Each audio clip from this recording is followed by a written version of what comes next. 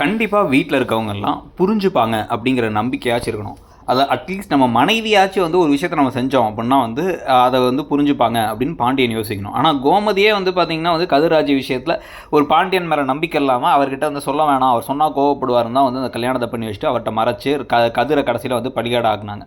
அதே மாதிரி இப்போ வந்து பார்த்தீங்கன்னா இவர் என்ன பண்ணுறாரு, அவர் மனைவியை நம்பாமல் அவங்க அம்மா சொன்னதுக்காக தான் அனுப்புகிறோங்கிறதுலாம் இல்லாமல் இவர் வந்து ஒரு வில்லனாகிக்க முடிவு பண்ணி வெளில போடா இப்போவே போடா அப்படி இப்படின்னு ட்ராமாலாம் போட்டு சாப்பிட்டுட்டு இருந்தவரை வெளில அனுப்பணும்னு முடிவு பண்ணி கண்டிப்பாக போயே தீரணும்னு சொல்லி எல்லாரும் அவரை கன்வின்ஸ் பண்ண ட்ரை பண்ணாலும் அதெல்லாம் முடியாது, வெளில போ, நான் என் பிள்ளைங்கள பார்த்துக்கலாம், உனக்கு ஒரு பொண்ணு பார்க்குறதா என் வேலையா, மாமா மச்சானெல்லாம் வந்து ஒரு கட்டத்துக்கு மேலே பார்த்துக்க முடியாதெல்லாம் சொல்லி காயப்படுத்தி ஒவ்வொருத்தங்களாம் அழ ஆரம்பிக்க எவ்வளோ பேசினாலும் வந்து பாண்டியன் மனசு மாற மாட்டுறாரு. பாண்டியன் சொல்கிற கோட்டுக்கெலாம் வந்து அப்படியே தலையாட்டிக்கிட்டு இருக்க சரவணன் கூட வந்து அவர் கண்டிப்பாக வந்து என்னப்பா இது தப்பு தானப்பா, அவர் இருக்கட்டுமேப்பா, எனக்கு கூட தான் கல்யாணம் லேட் ஆச்சு அப்படின்லாம் வந்து எல்லாத்தையும் சொல்லிகிட்டு இருக்காங்க. ஸோ இத்தனை பிரச்சனைகளுக்கு இடையில் இப்போ வந்து கண்டிப்பாக பழனி வேலை வீட்டை விட்டு அனுப்பணும் அப்படிங்கிறதும் அனுப்புறதுக்காக அவர் ஹார்ஷாக அனுப்பினா திருப்பி வரமாட்டான்னு யோசிக்கிறதுலாம் வந்து ஒரு மாதிரி கொடூரமாக போயிட்டுருக்குன்னு தான் சொல்லணும்.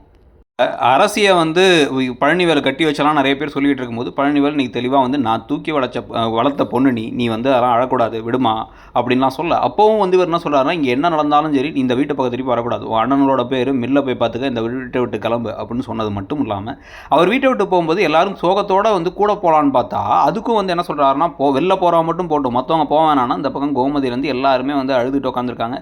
இந்த விஷயத்தை கோமதிகிட்ட சொல்லவாச்சு செஞ்சுருக்கலாம், இவர் இது சொல்லாமல் பண்ணுறதா நமக்கு இருக்கிறதுலே வந்து கடுப்பான ஒரு விஷயமா இருக்குது. ஸோ இதெல்லாம் பற்றி என்ன நினைக்கிறீங்க, இப்போ இவர் எடுத்த முடிவு சரியா தப்பா, உங்களுடைய கருத்து என்ன அப்படிங்கிறத சொல்லுங்கள். தேங்க்யூ.